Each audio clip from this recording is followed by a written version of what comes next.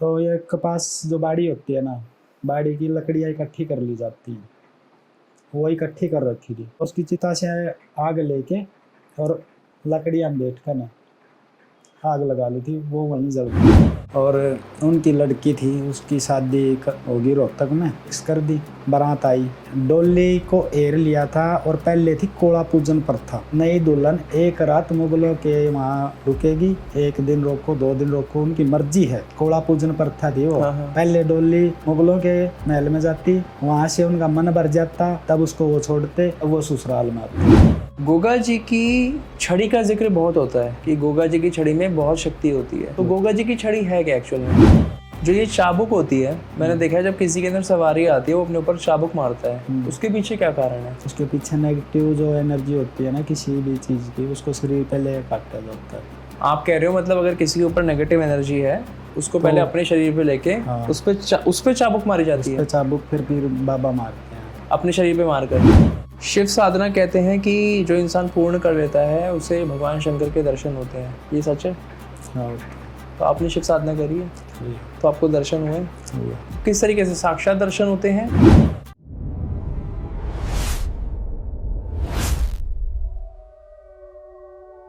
स्वागत है दोस्तों हॉरर कास्ट के एक और पॉडकास्ट में। और आज वापस से हमारे साथ है रविंदर जी, जिनकी लास्ट वीडियो पे आप लोगों ने उनको बहुत प्यार दिया था। आप लोगों की हैवी डिमांड्स के कारण हमने सर को दोबारा बुलाया और सर ने हमारे लिए टाइम निकाला है। तो रविंदर जी कैसे हैं आप? मैं ठीक हूँ जी, बढ़िया। आपके? रविंदर जी मैंने ना जैसा कि आप बावरी जी के साधक हैं, सबल सिंह बावरी, बावरियों के साथ एक नाम हमें मिलता है, गोगा जहारवीर। हाँ जी, हाँ जी। गोगा जी पे मैंने लास्ट एक वीडियो बनाई थी गोगा जी के इतिहास के बारे में, तो काफ़ी लोग उस वीडियो से सेटिस्फाइड थे, काफ़ी लोग नहीं थे। मैं आपसे जानना चाहता हूँ गोगा जी का इतिहास, रियलिटी क्या है। काफ़ी लोग कहते हैं गोगा पीर नहीं गोगा वीर है, और कुछ लोग कहते हैं कि नहीं गोगा पीर भी है। तो रियलिटी क्या है, इनका इतिहास क्या है, मैं आपसे पूरा डिटेल में जानना चाहता हूँ। रियलिटी तो ये है जी, पहले नाथों को हम पीर में भी बोलते थे और नाथ भी बोलते थे। नाथ संप्रदाय में जो अपने मच्छिंद्र नाथ गुरु जी हैं, गुरु गोरखनाथ के गुरु हैं वो मच्छिंद्र नाथ, उनकी मैन समाधि उज्जैन में है, जहाँ पे उन्होंने जीवित ही अपनी देह को समाधि में तब्दील कर दिया। वहाँ का इतिहास मेरे पास है, मैं गया हूँ उसकी समाधि पे, मच्छिंद्र नाथ की समाधि। वहाँ पे मच्छिंद्र नाथ पीर लिख रखे है। वो तो कोई मुस्लिम क्रिया नहीं की थी उन्होंने, वो तो नाथ संप्रदाय से थे, तो पीर क्यों लिखा गया? हमारे मतलब मैं भी नाथ संप्रदाय से हूँ, हमारे भी जो गद्दी पर विराजित होते हैं उनको पीर बाबा ही कहते हैं। हाँ। लाइक जैसे हमारे अभी लास्ट 2017 में बाबा रघुनाथ जी महाराज जी समाये हैं, हाँ। तो उनको भी पीर की उपाधि से ही पीर जी कह के ही लोग उच्चारण करते बोलते हैं। हाँ। क्यों बोलते हैं? तो यही तो बात नहीं समझ में आ रही लोगों के, क्योंकि ये समाधि ली हुई है इन्होंने। समाधि एक पीर की होती है। गोगा मेडी में जाके देखते हैं हम, बागड़ में, वहाँ पे गुरु जो अपने गोगा वीर जी हैं, इन्होंने समाधि के रूप में ही पूजा जाता है वहाँ। समाधि की ही पूजा होती है। हिंदू धर्म में तो समाधि क्यों बनी? हिंदू धर्म में तो एक दाह संस्कार किया जाता है, और इनकी समाधि बनी हुई है, इसी कारण इनको पीर बोला जाता है। पर रविंद्र जी मेरा एक सवाल है इसमें, लाइक पीर सैयद ये सब इस्लाम के बाद आए हैं। हाँ। अगर हम नाथ संप्रदाय की बात करें, सैयद अलग होता है, पीर अलग होता है। अगर हम नाथ संप्रदाय की बात करें, तो नाथ संप्रदाय इससे बहुत पहले है, और वो लोग शुरुआत से ही समाधि लेते आए हैं। तो उस हिसाब से तो ये पीर शब्द बाद में आया है, तो पीर की उपाधि उनकी समाधि को क्यों दी जाती है? 606 ईस्वी पूर्व की बात है। 606 ईस्वी में मच्छिंद्र नाथ जीवित थे, उन्होंने नाथ संप्रदाय को बढ़ाया था, गुरु गोरखनाथ को दिया। फिर गुरु गोरखनाथ ने आगे अपने 1440 चेले बनाए थे। तो वो वहाँ पे मच्छिंद्र नाथ भी बोला जाता है, मच्छिंद्र नाथ पीर। ये पीर है, हिंदू है, मुस्लिम है, सिख है, ईसाई है, कुछ नहीं है, ये सभी एक ही है। भगवान सबका एक है, मालिक एक है। वो ये नहीं बोलता कि तू हिंदू है, तू मुस्लिम है, तू सिख है, तू ईसाई है, भाई तेरा काम नहीं होगा। सभी के काम करते हैं। जो कुछ मुस्लिम पीर ऐसे भी हैं जो बहुत अच्छे हैं, अच्छे भी हैं। वो उन्होंने हिंदुओं का क्या बिगाड़ा, वो अपनी जगह है। हम भी तो अपने देवता को मानते हैं, वो अपने को मानते हैं। लेकिन इसमें यही बात डाउट आ गई, बात यही आ गई कि वहाँ पे मच्छंदर नाथ ही लिखा जाना था, तो मच्छंदर नाथ पीर क्यों लिखा गया वहाँ पे? मैं अभी 1 महीना पहले उज्जैन गया था, जब देखा था मैंने उस समाधि का जिक्र सुना था किसी से, बहुत जानकार है वो इस चीज़ के, नाथ संप्रदाय से है ना, साधु है। उन्होंने बोला था कि मच्छंदर नाथ की समाधि पे जाना वहाँ, जहाँ पे उसने जीवित समाधि ली थी। मैं वहाँ पे गया, मैं विचंबित हो गया था। मैं कहा यहाँ भी तो देख, मैं कहा भाई मच्छंदर नाथ पीर लिख रखा। मैंने ये बात उनसे पूछी भी थी। पहले नाथ संप्रदाय में नाथ भी बोला जाता था और इनको पीर भी बोला जाता है। तो उस हिसाब से तो जो पीर शब्द है वो हमारा सनातन का ही है, सनातन में ही है, क्योंकि नाथ संप्रदाय तो बहुत पहले से ही है। बहुत पहले से है। झंडे वालन मंदिर है दिल्ली के अंदर, हाँ। उनके साथ में ही एक पीर रतन नाथ जी की दरगाह है। हाँ, वो भी नाथ साधु ही थे, वो भी, और उनको भी पीर रतन नाथ वो भी कह के पीर बोला जाता है, पुकारा जाता है। राजस्थान के अंदर ही रामदेवरा है, हाँ। बाबा रामदेव जी महाराज, उसको भी पीर बोला जिन्हें जाता है। हिंदू रामदेव जी महाराज कहते हैं और मुसलमान रामसा पीर के नाम से जानते हैं। तो पीर शब्द कहीं ना कहीं साधु संतों के लिए यूज हो ही रहा है सनातन में पहले से। हाँ। अच्छा, जैसे गोगा जी हैं, बावरी की कथा मिलती है कि गोगा जी के स्थान पे जब ये गए थे, इन्होंने गोगा जी का झंडा उतारने का प्रयास किया था। ऐसा कुछ नहीं है। असली स्टोरी क्या है? असली स्टोरी तो ये है, देखो इस बात तक तो सभी को पता है भाई गोगा का जन्म कैसे हुआ था। भाई गुरु गोरखनाथ ने गूगल दी थी लाके नागलोक से, उससे इसका जन्म हुआ था। वही गूगल पहले चोरी हो गई थी, काछल ले आई थी, वो दोनों एक सेम शिप लगी थी, बाछल और काछल दोनों सगी बहनें थी। उससे वो अर्जन सर्जन हुए थे, जोड़ा थे तो इसकी मासी के लड़के। वो जो गोगा जी महाराज हुए थे ना जिस गूगल से, वो गूगल माता बाछल को मिली थी। माता बाछल ने नहीं कि अपने अकेली ने खाया, वो बांझ घोड़ी थी उसको भी थोड़ी खिला दी, दासी थी उसको भी दे दी, एक और थी पंडिताइन उसको भी दे दी, और खुद भी खा ली। ये 5 अवतार हुए थे। कौन कौन से अवतार? गोगा जी, नरसिंह पांडे, बज्जू कोतवाल, रत्ना जी, और एक घोड़ा नीला। ये अवतार ही थे। जिस टाइम पर गोगा जी महाराज ने इनका शीश काटा, बोल रहे हैं कि उसने माता सीरियल को छेड़ दिया था, भाई कुछ है भद्र व्यवहार किया था इसलिए काटा था। उनका शीश ऐसे नहीं काटा था। अर्जन सर्जन मोहम्मद गजनवी के साथ मिले हुए थे इसको हराने के लिए, गोगा पीर महाराज। और एक राज्य होता था जम्मू से लेकर और दूर राजस्थान गुजरात तक, एक राज्य होता था। ये ददरेवा का राजा नहीं था, ये सभी पूरे एक राज्य का राजा था। तो जिस टाइम पे मोहम्मद गजनवी से मिले, उसको खुश करने के लिए इन्होंने 5-7 लाख गायें इकट्ठी की और मोहम्मद गजनवी को देने के लिए चल दिए।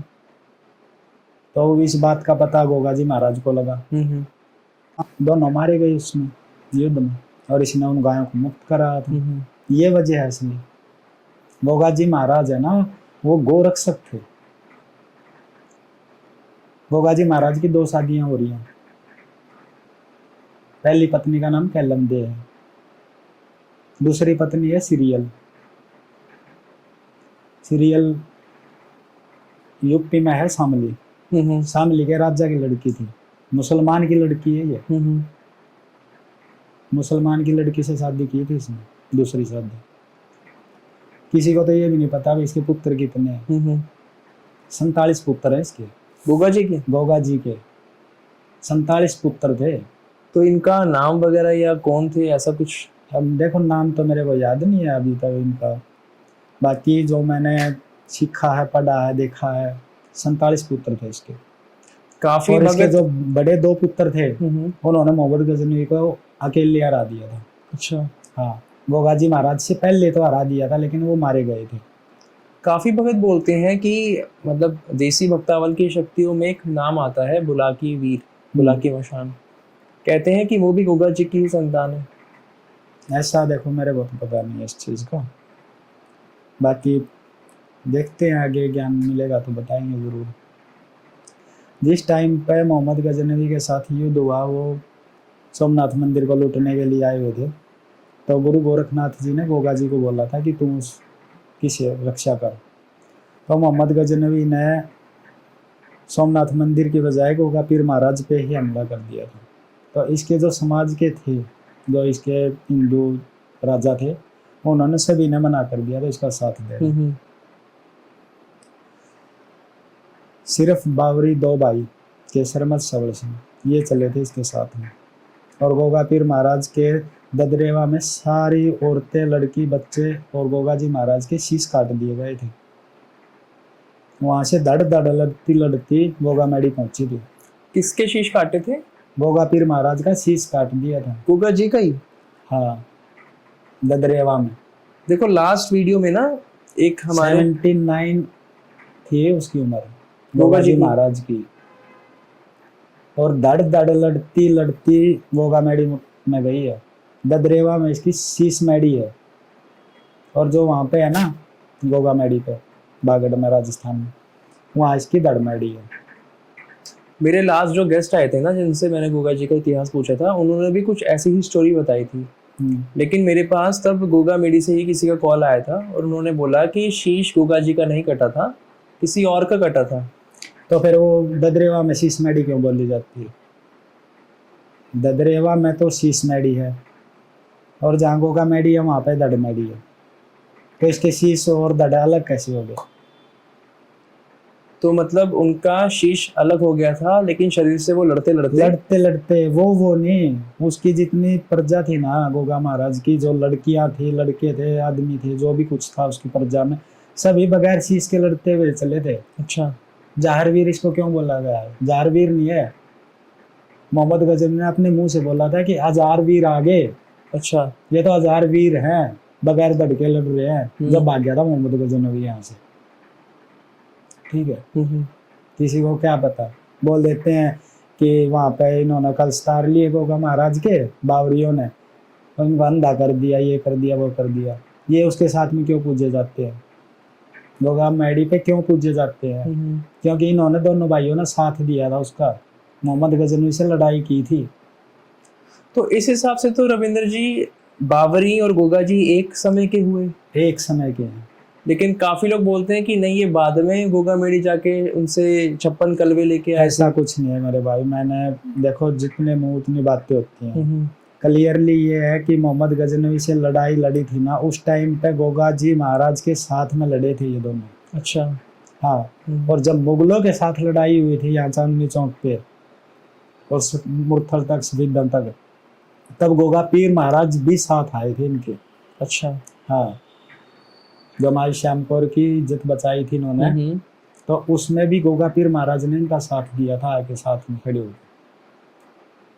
तभी इनको बोला गया था कि तुम अगर मारे भी जाओ ना तो मुगलों के हाथ से मत मारना, अपने शीश अपने आप उतार देना।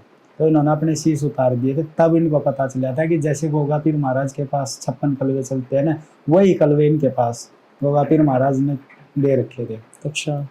शीश कटने के बाद मुरथल में शीश कटा था इनका, और सफीदन तक धड़ धड़ लड़ती हुई क्यों गई थी?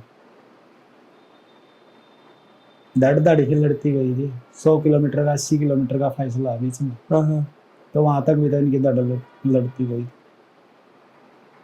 सफीदो धाम में फिर इनको एक पीर ने शांत किया था। और वहां पे पीर की शरण क्यों दी इन्होंने? अस्तबली पीर की। 5 पीर है वहां पे, वो भी तो मुसलमान है, उसकी शरण क्यों दी थी? ये मुस्लिम, हिंदू, मुस्लिम, सिख, ईसाई, ये बाद में बने हैं, पहले नहीं था ये। पहले जात एक ही इंसानियत थी। अब उसको पीर मान ले, नाथ मान ले, या योगी मान ले, कुछ भी बोल सकते हैं, ठीक है। जब इनका टाइम था ना, वो था, तब ये जात पात नहीं थी, ये जात पात बाद में बनी। एक मैंने सुना है कि जब गोगा जी ने युद्ध किया था मुगलों के खिलाफ, तब उनका साथ देने महाकाली भी प्रकट हुई थी। बिल्कुल हुई थी। महाकाली की सिद्धि तो गुरु गोरखनाथ ने बोला था कि केसरमल तू जा, महाकाली को मना के लेके आ। बंगाल में जाके उसने सिद्धियाँ की, तब महाकाली की शक्ति आई थी। महाकाली तो इनके साथ में चलती है। महाकाली ये श्यामकोर, साक्षात महाकाली तो ही है। महाकाली ही है श्यामकोर। रामायण में सीता ने जन्म लिया, रावण का अंत हुआ। महाभारत ने द्रौपदी ने जन्म लिया। महाभारत में सारे कौरवों का कल्याण किया। मुगलों के टाइम पर माई श्यामकोर ने जन्म लिया और मुगलों का अंत।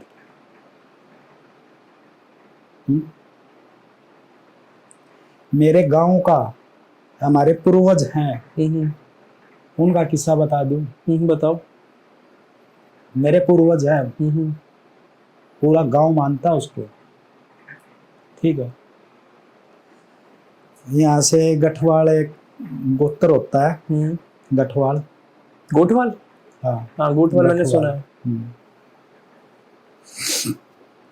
और उनकी लड़की थी, उसकी शादी होगी रोहतक में, फिक्स कर दी। बारात आई, डोली को एर लिया था, और पहले थी कोड़ा पूजन प्रथा। अच्छा। नई दुल्हन एक रात मुगलों के वहाँ रुकेगी, 1 दिन रोको, 2 दिन रोको, उनकी मर्जी है। ये सुना है मैंने। कोड़ा पूजन प्रथा थी वो। हाँ। पहले डोली मुगलों के महल में जाती, वहां से उनका मन भर जाता, तब उसको वो छोड़ते, तब वो ससुराल में आती।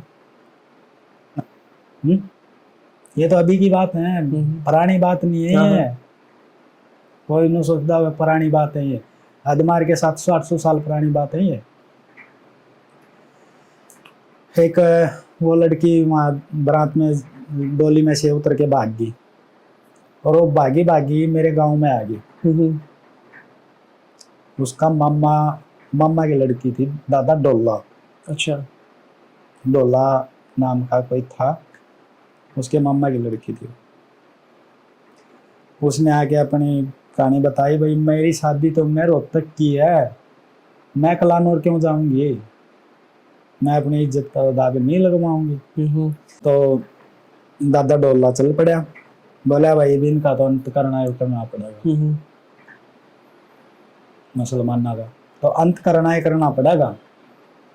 बचा तो ये नहीं, अर्चा माम नहीं। दादा डोला चल पड़ा, पीछे पीछे और हो लिए। मुगल मारा जाकर न कलानौर जाकर मुगल मारा हो। अच्छा। राजा, हाँ। जोड़ा का शासक था, वो मारा। उसकी लड़की बोली, मैं तो तेरे तो शादी करनी है। मैं तो जब दूसरा की बाण बेटी खातर इतना बड़ा डिसीजन ले इसका, तो तू अपने बच्चा खातर क्या करेगा? वो बोली मैंने शादी करनी है। बोला मेरा नहीं, मेरा मैं उल्टा जाऊंगा कि नहीं जाऊंगा। कलानौर का हत्था तोड़ा, जींद का हत्था तोड़ा, डॉक्टर सरडायक जींद से स्पीडो रोड पर वहाँ हत्था होया, अर्धा गऊ काटा कर दे, वहाँ का हत्था तोड़ा। हत्थे तोड़े उसने गौवा के, जहाँ पे गऊ कटती थी। पीछे से किसी अपने ने ही उसकी नाड़ उतार दी। अच्छा। जो ये मिरासी होते हैं ना, ये ढोल बजाते चल रहे थे कि आगा आगे ढोला चल यार, पीछे चली बारात। तो वो इस बात पे चिढ़ गया कि भाई इसका नाम है। अच्छा अच्छा। और हमारा नाम नहीं, लड़ाई तो मामले भी करी है। तो उसकी नाड़ उतार दी। डॉक्टर थे, शीश उतरा था उसका, डोर बिटाना गोहाना के पास में। बिटाना आके उसकी दड़ पड़ी थी उसके खेता में। अच्छा। दड़ आई थी। तो ऐसा कैसे पॉसिबल हुआ? उसमें पावर थी उसमें। पीछे पीछे वह मुसलमान की छोरी थी जो राजा के शासक की लड़की, वह पीछे पीछे घोड़ा पे वह भी आली। बोले कि भाई उसका दाग दो गुलाम लगे, वह बोली मैं तो गेल्या मरूंगी, मैंने तो पति मान लिया, मैं तो सती होंगी, गेल्या मैंने तो मरना इसका, इस बिना तो मैं रह नहीं सकती। तो गांव वाला न को नहीं स्वीकार करीबा। तो ये कपास जो बाड़ी होती है ना, बाड़ी की लकड़ियाँ इकट्ठी कर ली जाती है, वो इकट्ठी कर रखी थी। उसने उसकी चिता से आग लेके और लकड़ियाँ बैठ कर ना आग लगा ली थी, वो वहीं जल गई थी खुद ही। बोली यूं नहीं तो मैं भी नहीं। आज वो मुसलमान की लड़की हमारे गांव में दादी सती के नाम से पूजी जाती है। अच्छा, बताइए, वो मुस्लिम नहीं है। तो दादी सती कैसे बन गई? वही है ना कि हमारा जो देश है वो कर्म को प्रधान मानता है। कर्म के अनुसार ही इंसान की जाति, उसका वर्ण और उसका धर्म देखा जाता है। भाई जो देखो ज्ञान है, जिसमें जितना ज्ञान हो उतना ही बोल सकता है। कोई मेरे को भी गलत कहने वाले हैं, भाई इसने क्या पता ये, लेकिन ये सच्ची बात है, झूठ नहीं है इनमें, सच बता रहा हूँ मैं। और किसी को डाउट हो ना तो मेरे गांव में जाके देख लेगा, बिटाना, मेरा बड़ा गांव बिटाना है, ठीक है। अच्छा, जहार पीर जी के साथ ना एक शक्ति का और नाम आता है काली वीर। हाँ, ये काली वीर कौन है? ये इसके वही है जो इसके गण होते थे ना, वही है ये। क्या पता इसका लड़का हो कोई, ये वही है जो इनके साथ कनेक्ट थे ना, वो सभी आज के दिन पीर ही माने जाते हैं। नारसिंह पंडित जी का लड़का था, जैसल है उसका दरबार। गोगा पीर महाराज से मेडी से बहुत पहले ही आता है, इसे अग्रवा साइड से जाते हैं जब जैसल, वो है तो पंडित का लड़का। उसको नारसिंह पीर क्यों कहते हैं? क्योंकि नाथ संप्रदाय से थे। हाँ, तो वो गोरखनाथ की बबूत से पैदा हो रहा था, जो गोगा पीर महाराज हुए थे उसी से वो पैदा हुआ था, तो उसको नारसिंह पीर क्यों बोला जाता? भाई पहले नाथों को ही पीर बोला जाता था, ठीक। वो जो वहाँ पे पहले का लिखित है ना वर्णन मसंदरनाथ, वो मैं आपको रियलिटी में दिखा सकता हूँ। नहीं, मैंने तो देखा है वो खुद भी, जैसे मैंने बताया कि हमारे जो गद्दी पे आसीन होता है उसको पीर की उपाधि से ही पीर जी ही पुकारा जाता है, नाथों को ही पीर बोला जाता है, ठीक है। मुस्लिम कौन है? सैयद है, सैयद को ही मुसलमान बोला गया, मुसलमान को ही सैयद बोलते हैं।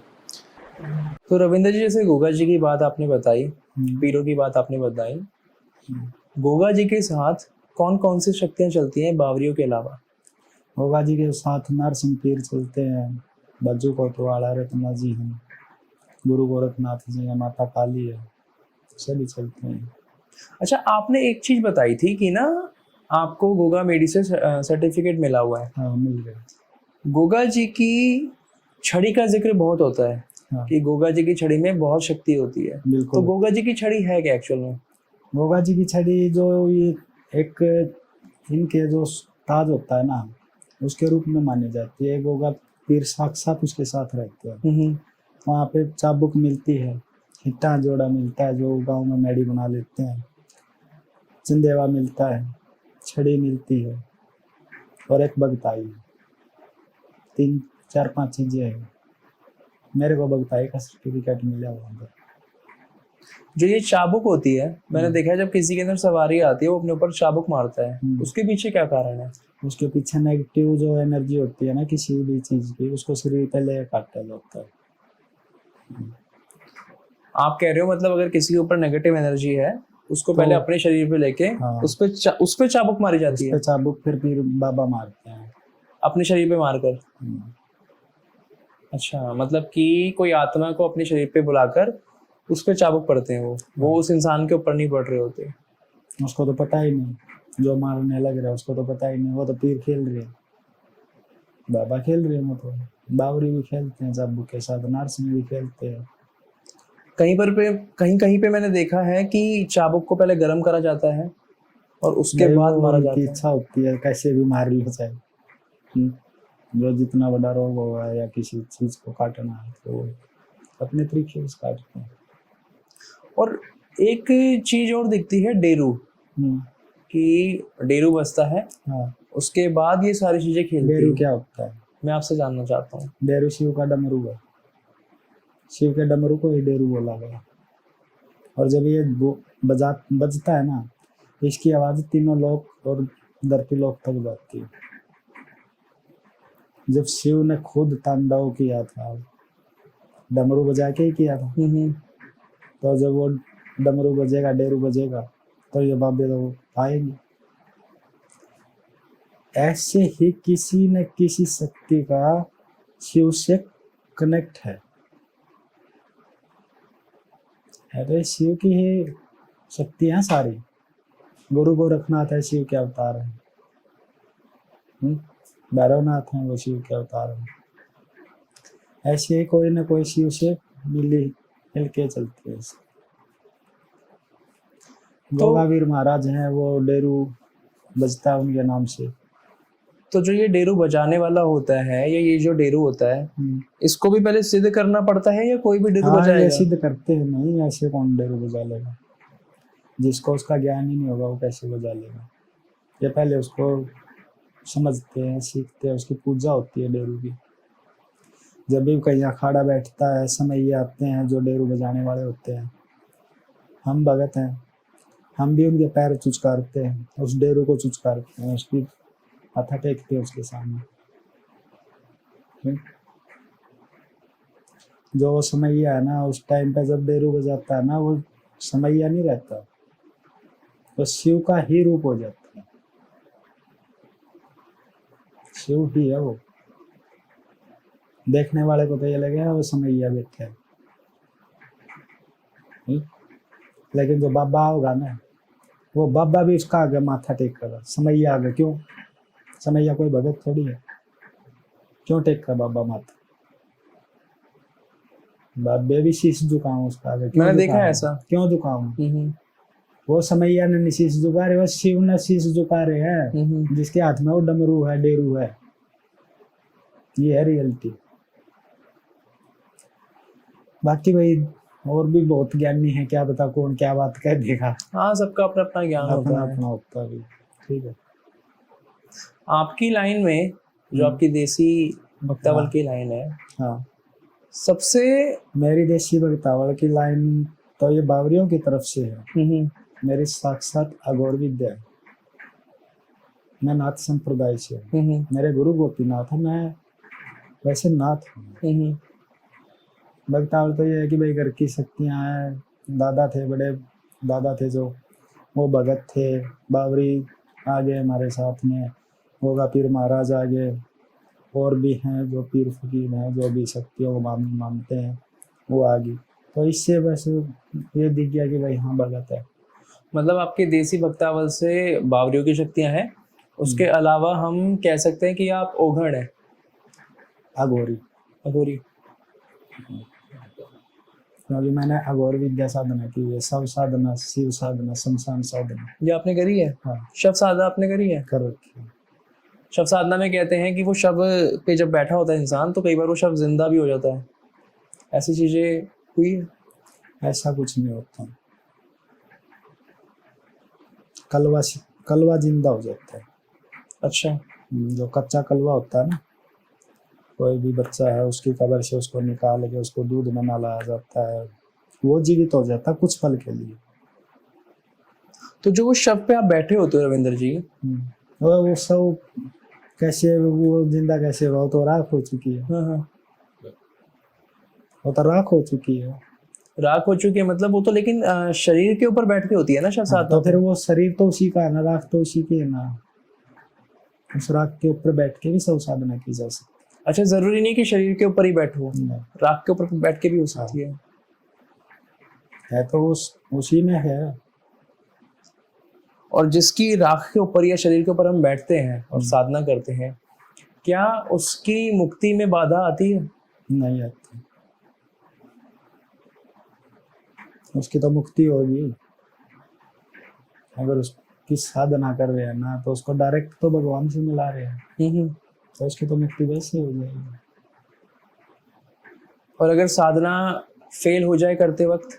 फेल हो जाए तो भगत भुगतेगा, करने वाला भुगतेगा। और जिसके ऊपर वो बैठा हुआ है वो क्या है, वो उसको परेशान करेगा।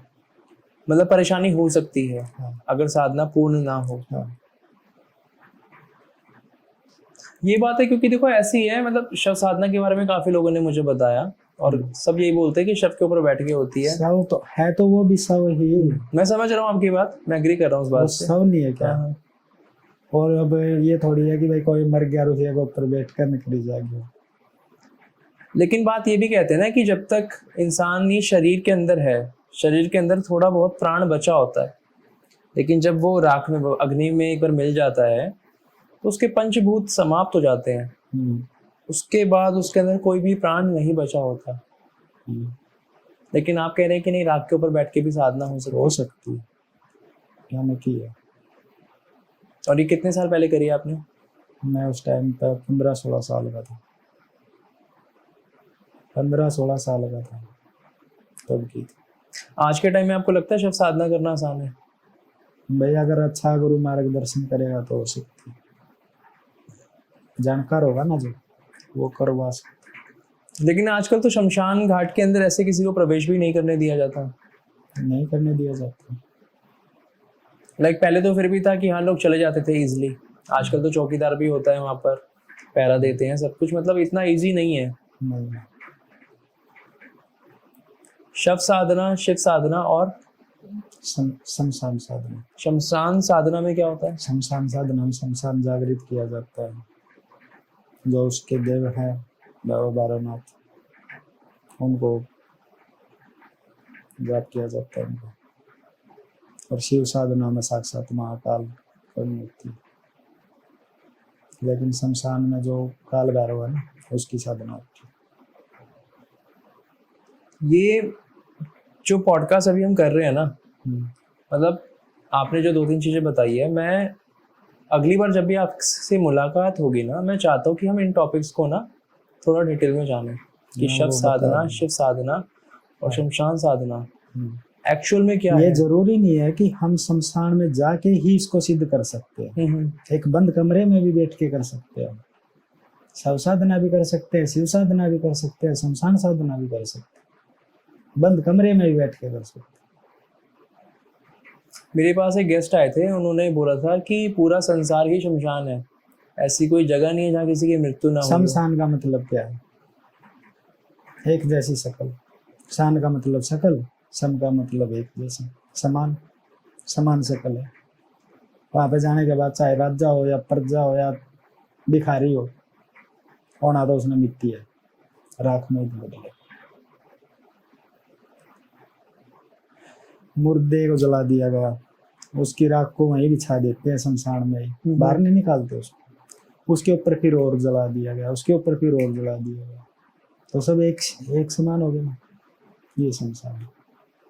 शिव साधना कहते हैं कि जो इंसान पूर्ण कर लेता है उसे भगवान शंकर के दर्शन होते हैं। ये सच है? हाँ। तो आपने शिव साधना करी है, तो आपको दर्शन हुए? तो किस तरीके से साक्षात दर्शन होते हैं? वो जैसे किसी न किसी के अंदर आके या कुछ भी एक्टिविटी दिखा देते हैं कि हाँ सब पूरा।